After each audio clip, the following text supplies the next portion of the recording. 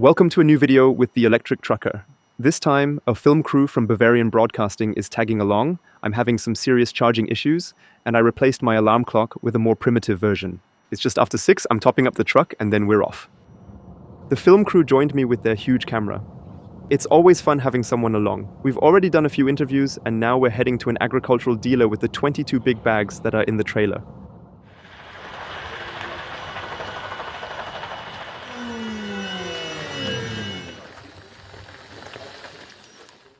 I finished unloading and I'm now at an MAN service station where they set up an Eon charging station. Really cool in theory, but it seems like no one ever tested these chargers. I keep getting charging errors, and it only started charging on the 5th try. But it gets worse. These are 400 kilowatt chargers that slowly ramp up, but as soon as they hit 500 amps, charging stops, and you can't restart charging. You have to wait 20 minutes for the station to just work again. I've never experienced anything this bad. I've been here for over an hour and could barely charge. I really hope they fix this fast, because no truck driver can charge like this. And I have to find another station now. As you know from my channel, you've got to talk about the problems, and as long as they get fixed, it's all good. But Eon has a reputation among EV drivers, and we don't forget. I've been driving electric since 2016, and had to rely on Eon's triple chargers with my old Zoe, and they almost never worked. Totally unreliable, and no one seemed to care. Back then, it was really bad, and in the chat groups, people just referred to Eon as EOF. That said, anyone can improve. I think it's great that they want to join the truck charging game, but it has to work. This was my first time charging with Eon in years, and it was a total flop. Now let's talk about the issues that I have with this charger. There are lots of reasons why charging power can be reduced or limited, but if you don't tell users what's going on, they're completely in the dark. My truck is charging at 300 kilowatts, but the charging curve is more like a charging roller coaster. What is a truck driver supposed to do? Move to another charger? Maybe the next one is just the same. If truckers have bad experiences here, they will avoid this charging park in the future.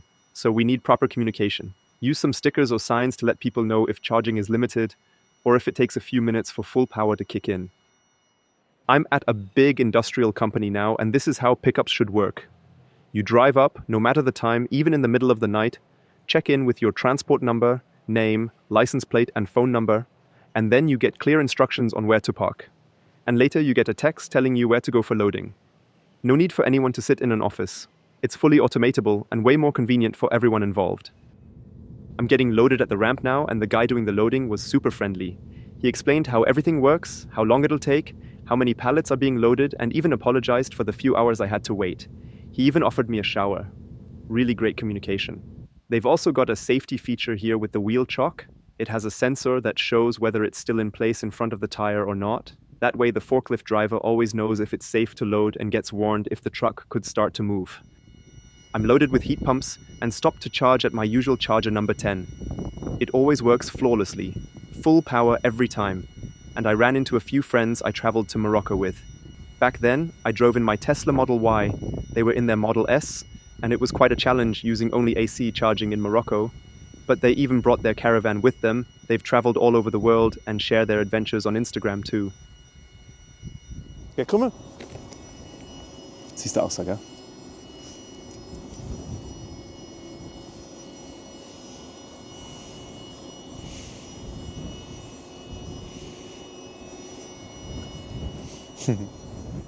The evening charging session went smoothly, and the Gigaliner from a previous video at a Milence charging park is charging here too.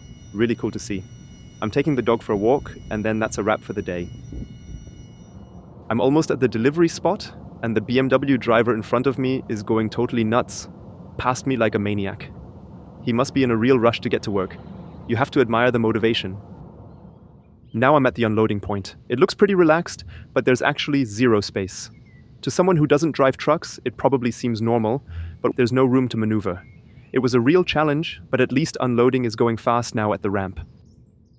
This time, I'm a totally normal trucker, taking a regular break without charging. I think every electric vehicle with a battery should be connected to the grid whenever it's parked, especially with bi-directional charging, which is super important for the energy transition and the power grid, but with trucks and mandatory rest times, it's not that easy. And that's also the biggest shift for dispatchers. Usually they just send drivers to where they need to go, and that's it. But with an electric truck, you need more info to plan your charging breaks. With more information about your next route, you can avoid pricey public charging and instead charge at the depot. Good morning. It's just before 6, and I'm about to head into the Netherlands to pick up CO2 cylinders from a ship, another hazardous materials transport. My colleagues are slowly arriving, and the first electric cars are showing up to charge. I'm in Harlingen at the shipyard that built the electric catamaran from a previous video, and there's barely any space to get in, so it's super important as a trucker not to just trust people when they say there's enough room to turn. You have to check it out on foot first, else you get stuck with no way out. Loading was pretty tough. Usually gas cylinders have a screw cap on top, so you can lift them easily with a forklift. But not these ones. We had to roll everything by hand, which was pretty exhausting. I'm only 3 kilometers from my destination, but there's a construction site where hazardous materials aren't allowed. It wasn't marked anywhere online or in the apps, so now I have to take a 30-kilometer detour. I don't have a lot of battery charge left, so I hope that I can still make it back.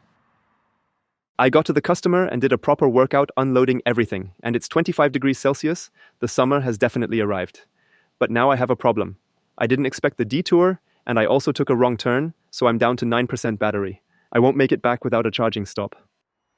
You're probably thinking that this is the worst case scenario, but just 1 kilometer from the unloading location is a charging park. And right next to it, an IKEA where I grabbed 3 plant-based hot dogs for €1.50 each. And in the few minutes that I was getting food, the truck charged enough to drive home. I was short on just 4% battery charge, but now I'm back at the depot. So, not a big deal, but having a bit of buffer for these situations is essential. But it shows that even if a few things go wrong, the regular car charging infrastructure can get you out of tricky situations. The risk of actually getting stranded is super low. You'd really have to try hard to make that happen. I've started prepping for next week because we've got a special job coming up. For that, I'll drive to Bavaria tomorrow with an empty trailer. That happens sometimes because there is not enough time to pick up new cargo.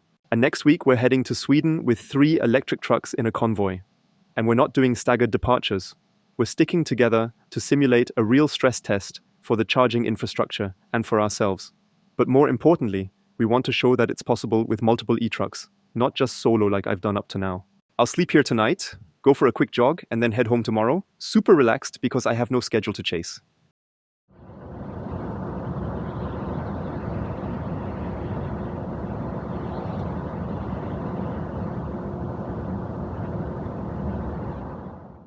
These are perfect conditions for truck driving. Great weather, no wind, around 20 degrees Celsius. That means super low energy consumption even with this low bed trailer. I'm currently at about 1.2 kilowatt hours per kilometer, which gives me a range of around 450 kilometers. I'll drive as far as I can today. The coolest thing here at Main Franken Park? The rooster. His name is Rudolph or Rudy, and he struts between the trucks crowing like crazy. Basically a built-in wake-up call. He's got 2 companions, Beatrice and Berta. I didn't set an alarm today, and Rudy woke me up.